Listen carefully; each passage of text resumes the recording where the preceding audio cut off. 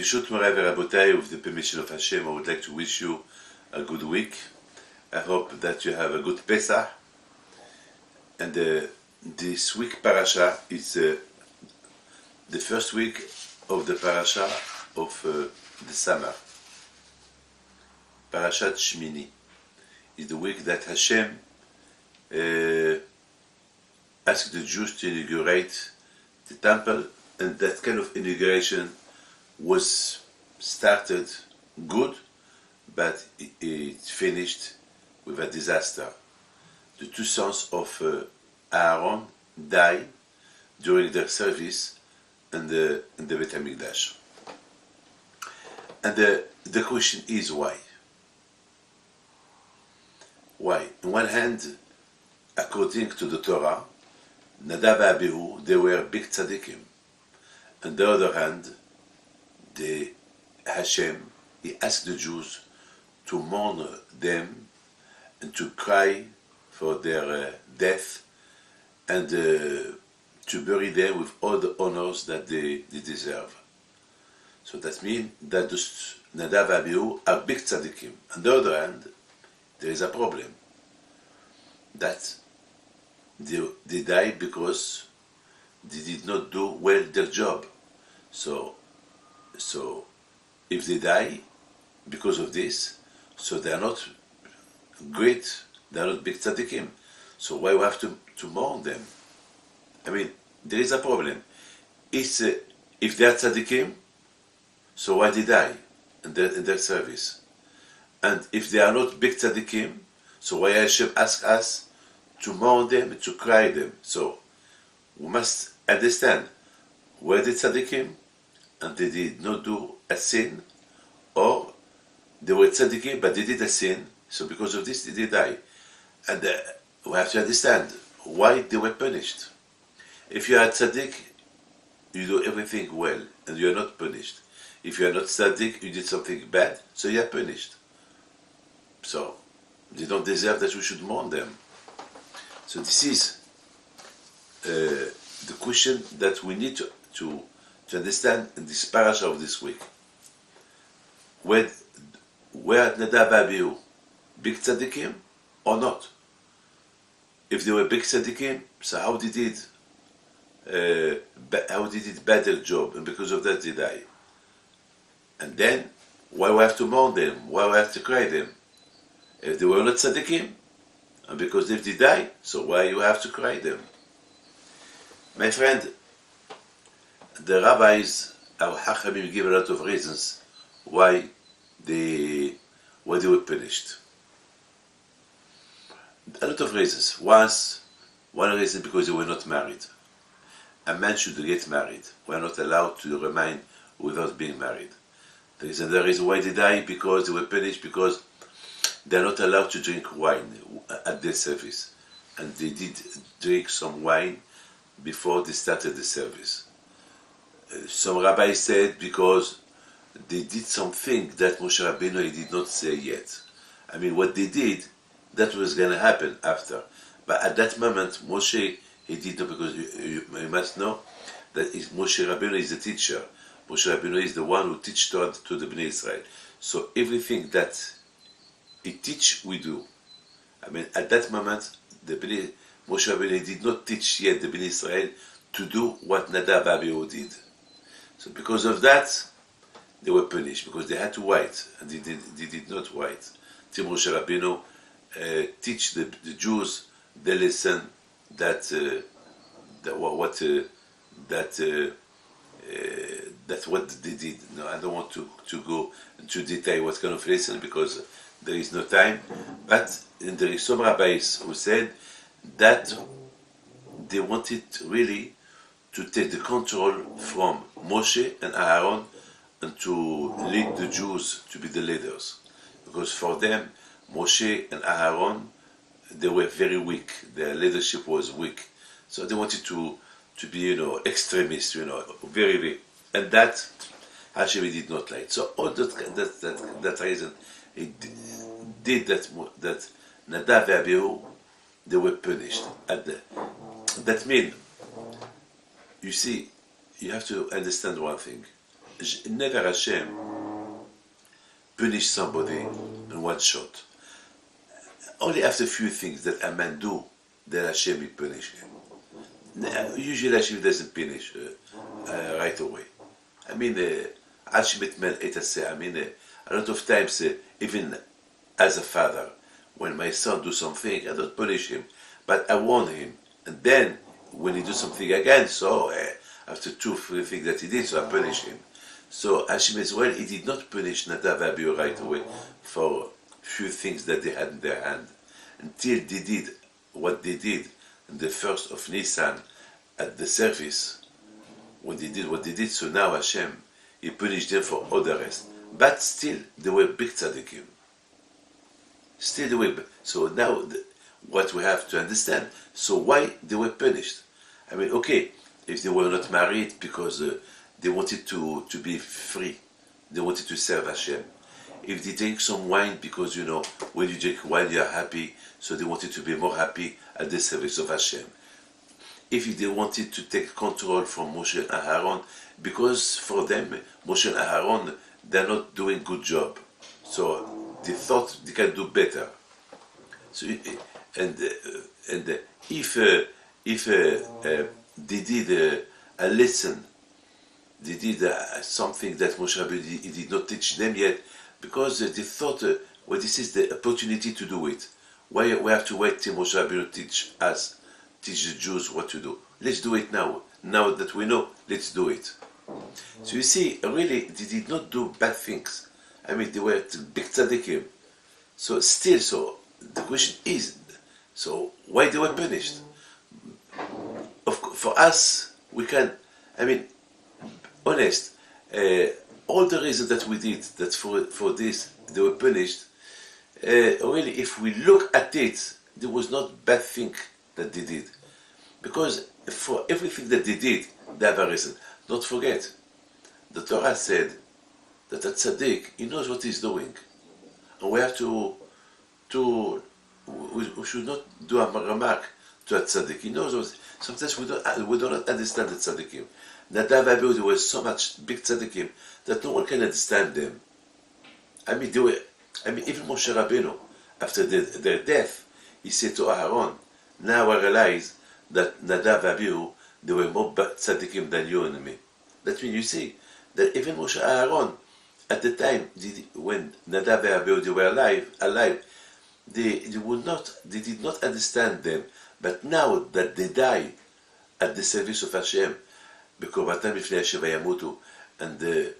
with all the and then Hashem, he said to Moshe, you have to tell the Jews to cry them. So he said to Moshe, he said to Aaron, you see, we've been a big mistake, and we did not thought about Nadav and Avihu that they were tzaddikim. Now we realize that if Hashem said that we have to cry them, that means that really they are big tzaddikim more than you and more than me. I mean, it's an order. I mean, really, we never saw in the Torah that Hashem asked the Jews to cry the death of somebody. When Moshe Rabbeinu died, the Torah did not say that we have to cry him. The Torah did not say that Hashem, he said to Yeshua, tell the Jews to cry Moshe. When Aaron, he died, the Torah said that he died, and the Jews cried him, but not with the orders of Hashem. Hashem did not say to Moshe, tell the Jews to cry Aaron. No. But for Nadav and Avihu, Hashem, he said to Moshe Rabbeinu, tell the Jews to cry the Stud Tzaddikim. That meant that they were a big Tzaddikim. You understand? A lot of times we do not understand the way how the Tzaddikim work with Hashem. Sometimes we don't understand them. Only Hashem can understand them. But now we have to understand what was the punishment that led Hashem to punish Nadav and Avihu. Because as I told you, all the reasons that we can imagine, that we said before, they were not married, they drank wine, and they teach a lesson, they did a lesson that Moshe Rabbeinu he did not teach it yet, and they talk about to take the leadership for Moshe Aaron. All this, they are not quite enough good reasons for that two brothers to die. So what was the reason? And especially when Hashem said, you must cry them. So what was really the lesson? This is a big question. So, my friend, I was thinking that the punishment of Nadav Avihu, that was because they jump. What do you mean jump? You know, when you have to serve Hashem, you have to do it slowly, with good. I mean, look, there was one day a man that he wanted to go to shul. He was a little bit late. So what he did, he was running. By running, pushing people. And sometimes he hit people. Why? They ask you, why you do that? Well, I am an arosh. I have to go to shul. Okay, you want to go to shul, you want to pray to Hashem, but this is not the way. You want to pray to Hashem, you push people. It's better not to pray with minyan. Better go slowly. Maybe you will arrive late to the shul, but at least you did not push people. You did not harm people. I mean, it's a Hilul Hashem. I mean, people will not understand. We say this is a Jew who wants to pray to God. He pushed other people. He pushed them. This is not the way. It's not normal. It's not normal.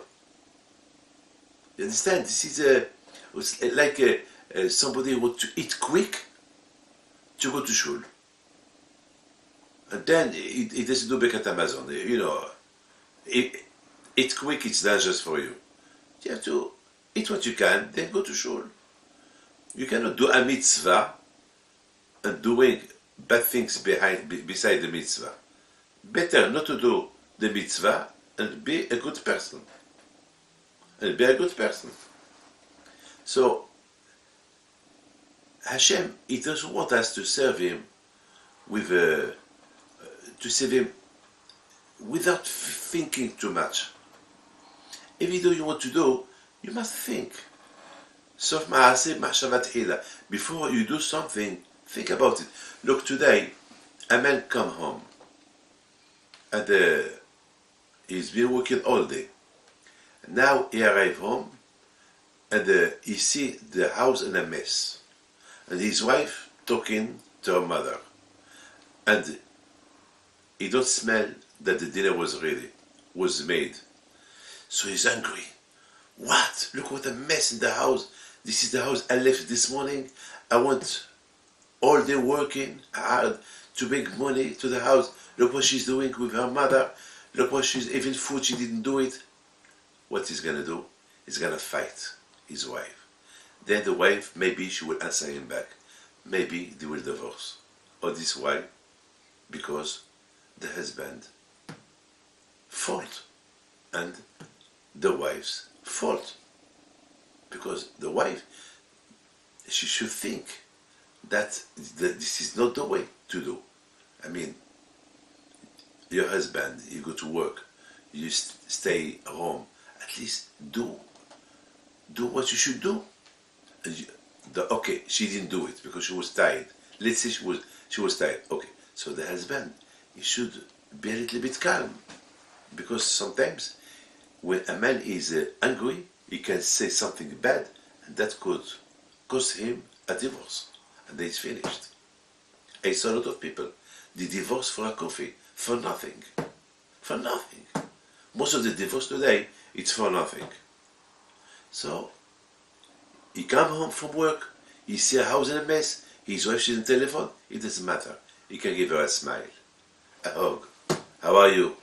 Are you okay? Did you have a good day? Okay, you want me to help you to make the house? That. You want to, I can help you to prepare food? That's the wife, if she's clever, she will understand that's not the derech. But there is a manier, there is a way how to talk. Otherwise, by doing things quick, you can lose everything. It's like somebody, he was in a hurry to catch his plane, so quick, he quickly took the car, and he made a mistake, and instead of taking the right way, he took the wrong way. Then he lost everything. Or sometimes he can have an accident because he drive like a madman. Just he can kill somebody as well because his mind it's there on the plane. No, if you miss it, you miss it. Things should be good. You know, Rabbeinu Shimshon Hirsch, Alav Shalom, he said that what it is Pesach. He said Pesach, we think Pesach is jump. This is the way Pesach, that Hashem he jumped the houses of the Jews and he did not kill the Jewish firstborn. He jumped them. But if an Egyptian was in the house, the Jew, even that Hashem he jumped the house of the Jew, the firstborn Egyptian die. So you see here, this is jumping. But Rabbeinu Shimshon here, she explained what is this jump. Pesach. Pesach is from the word Piseah. Piseah, that means somebody who cannot walk well. You know, he has a problem in his foot, and he needs, something to walk slowly. Piseah, it's so you can explain Piseah. Pesach, you jump, or Pesach from the word Piseah, that you go slowly because you have a problem in your foot. You cannot walk quick, and of course you cannot jump because you have a problem in your foot. You have to walk slowly. He said, Rab Shimshon Hirsch, he said that Hashem on Pesach, on one hand he jumped the houses, but on the other hand he did not miss the Egyptian that they were in the Jewish house. That means on one hand he jumped, on the other hand he goes slow. It's incredible. That only God can do that. Only Hashem. Only Hashem. Like Hashem, when he said Anochi, when he gives the Torah to the Jews, he said Anochi I am, and Anochi, it was translated in 70 languages, like me. When I say I cannot say I in Hebrew Ani, or in Arabic Ana, or I can only use one language, Ani, Anochi, but I cannot. My mouth, it's limited. I cannot say two words at the same time with my mouth. When Hashem talk about Shabbat, he said Shamor v'Zachor, in one shot. We cannot do it. I cannot say Shamor like David Pinto. I cannot say in one shot David Pinto. I can only say David, and then I can say Pinto. So only Hashem can do that. So you say only Hashem can one hand he can jump, and the other hand he goes slow. You understand? This is a derech. So I mean now, I would like just to tell you this. As a Jew, David Pinto, if I want to do a mitzvah, I have to hurry up to do it. I should not miss it. But on the other hand, I have to do it slowly. Do it quick, not to miss it, but do it with thinking. You understand? I have to use quick and slow. When I got home and I see bad things in my house, my wife, she's not doing correct. The house is in a mess. So I have to do something quick, control my temper. Quick, and then I have to go slow. Start to make the house, to make the bed, to help. So when my wife, she will see that, she will understand that she did a bad thing. She will tell me, I'm sorry, I was tired today. It's okay. I will tell her it's okay. The next day, maybe it's the same. So I will do it this again, until she will understand. It's not correct. He's working all day, instead of I am here, home, early, and I don't do what I have to do. You see, you have no time to take your control in your hand. You have to do it quick, fast, slow. So I think that was the mistake of Nadav and Avihu. The mistake of Nadav and Avihu, they wanted to do things quick. Don't forget that the inauguration of the temple, the Mishkan, was the 1st of Nisan. So the 1st of Nisan, it was already, Jews start already to prepare themselves for Pesach. So for the sacrifice of Pesach, when the 1st of Nisan comes, quickly, it's preparation. And Pesach, that means what? Quick, fast, and slow. So Nadav and Avihu, unfortunately, they wanted to do things quick without slowing down. And that's what made the things. So on one hand, they did not do a sin. They were so sure of themselves, so they wanted to do things quick.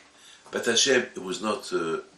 He didn't agree with them. Hashem, for him, they should do things quick and slow. I mean, okay, you want to do what it is slow? Think, hey, I cannot drink and go to the service. Quick, I can't. We cannot take control. Yes, I want to take control for the Jews instead of Moshe Aaron. Look, first, you have to be designed from Hashem. If Hashem did not ask you, you cannot take their place. Of course, I have good thoughts, but sometimes you have to think if those good thoughts are good enough. Okay, Moshe Rabbeinu, I know the law. I don't need to write to Moshe Rabbeinu, teach me. Yeah, okay, you're right. But Moshe is the rabbi. Moshe is a teacher. Let him first teach the Jews, then you can do it. I mean, you have to think before you do so. And Nadav and Avihu, that was the mistake. They wanted to do things only quick. Pesach, jump. No, you have to slow down. You have to slow down. Now, my friend, you have to. Nadav and Avihu, they wanted to look like Hashem. Because for them, they explained Pesach is jumping, not jump and slow. That was their mistake. For them, Pesach, we have to jump. We have to be first to do things. Always first class. Okay, you have the zichut. You want to be always first. But sometimes people cannot catch you.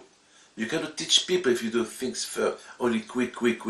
If you want to teach people, you have to teach people slowly. Yes, you have to be first to be there, and you have to be the first to teach slowly. Because a person, he don't have the ability. There is no koach to do things quick. On Rosh Hashanah, it's incredible. There is a mahloket on Rosh Hashanah. How the Jews are, how Hashem judged the Jews. There is some rabbis who said that Hashem judged the Jews quick, biskera ahat, in one shot. He looked at all the word and he judged it. And there is another rabbi who said, no, Hashem judged one by one. That means one by one. Not just Hashem is looking. No. One by one.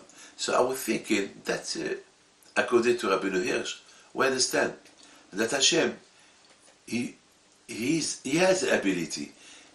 Hashem is not limited. We are limited. Hashem is illimited.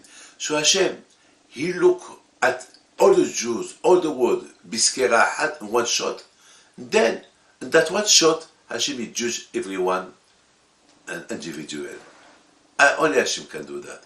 A person cannot do that. And when I was in Miami, I was in a building, and next from the window, I saw that they were building a building, and I was looking, and I saw the foundation, and every day I was watching them, sometimes hours. For 2 weeks, I watched them every day and every night. And I remember the first time that I came, how they were, and I saw the building, after 2 weeks they already did one store. You understand? They did one store. I mean, and every day they were correcting, and now I believe that there are already few stores already did it. Maybe they finished already. You see, and Behemet, what that teach me, that a person, is a baby. He cannot grow in one shot. I mean, he grows slowly, slowly, slowly. And even once he's a man, he has always to take care of his body. I mean, once this building will be finished, then they have to decorate it, and then they have to put furniture there, and then you have to maintain. The maintenance of a building costs money. It costs a lot of money. Don't think because you build a building, that's it. No, to maintain the building, because to maintain your body, it takes time.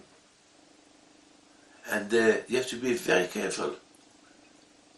And that's what, I mean, only Hashem can build in one shot a building. But if we want to build a building, it takes time. To destroy a building, it takes 1 minute. You put bomb there, but to build it takes time. And you have to do it quick and slow. Not make mistake. I mean, if you do quick the foundations, okay, the building is in danger. God forbid one day it can collapse. You see, there is no miracles. Here there is no miracles. You want to build yourself, you have to build it slow. Slow, yes, quick, but slow. You have to be very careful. When you wake up in the morning, even when you wake up in the morning, the doctor will tell you, don't jump from your bed. It's not good for your blood, it's not good for the body. You have to wake up slowly, you have to open your eyes quick, and be ready to wake up. Then you wake up slowly. You want to educate your children, you have to educate them quick when you see something bad that they do, but you have to slow down, don't hurt them. I would like just to tell you one story, a beautiful story. And but this story that I want to tell you, it's a story about my father. Somebody I saw last week, he told me that 35 years ago, my father was in Paris, and he was on his way to Morocco. And in Paris, he had to go somewhere, that he was invited somewhere. So he asked the son of his balabait, where he was sitting, to take him to that place. And the man was happy. He said, okay, I'll take you. But he told him, Rabbi, I have a problem. I have no gas, no fuel in the car. So my father said, okay, no problem. You can take me. He said, but I have to take fuel. And 45 years ago, not in every corner there was a gas station. My father said, you know what you do? Take me there, and then you come back, and then you look. He said, but to take you there, come back, it's impossible. I have only for 5 kilometers, and I need for 100 kilometers. My father told him, don't worry, take me, come, look, and don't worry. Believe me. That man, he said to my father, but it's impossible. My father told him, you don't trust me, you don't believe me. He said, okay, I believe you, but if you have a problem in the middle of the road, it's your problem. My father said, don't worry, there'll be no problem. And then this man, I was excited to know what was the end of the story, and this man told me, I took your father to the place he wanted, slowly. I come home, and once I came home, there was always gas, and then I started to look around, and I took the gas. As soon as I took the gas, I saw, really, it was really, the tanker was empty. It's impossible that I did 100 kilometers without fuel. How would you understand this? Well, if my father did that, because my father, he was a tzaddik, I cannot do that. I'm afraid. I will not jump to do it. Because I know I'm not tzaddik enough like my father. My father, alav shalom, he had the emunah on Hashem. He knows what he's doing. I know what I am, he knows what he is. Because I know what I am, I will not do it. I will not do it. So my friend, this is This is, my friend, we compare a man like a tree. A tree, when you want a tree, you have to search for a good place, then you put there water, and then you do what you do, and then you plant the tree, and then the tree starts to grow, then you have a beautiful tree, and then the tree gives you fruit. But all this takes time. There is some kind of fruit that it takes 70 years to have the fruit. Like the karuvim, it takes 70 years to have the fruit, that it can give you fruit. So you see, so a man as well, we compare a man like a tree. So the same way that a tree, it takes time to be big and to give fruit, is a man as well. I mean, only Hashem can say, I want a tree with fruit. Only Hashem. So now, my friend, we understand why HaKadosh Baruch Hu he punished Nadav and Avihu. Because Nadav and Avihu, their fault was that they wanted to do things quick. By jumping, like Pesach. They took the lesson of Pesach, that Hashem, when he killed the Egyptian, he killed them one shot. No. Don't forget, Pesach is as well from the word Piseah. One hand, he did it quick, and the other hand, he did judged. I mean, can you imagine, Hashem, he jumped the house, he missed the Jew, but he did not miss the firstborn Egyptian that he was in that house over the Jew. So that means one hand it was going quick and slow.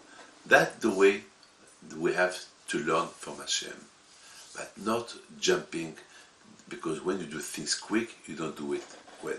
I would like to wish you baracha v'atzlacha. God bless you. Take care.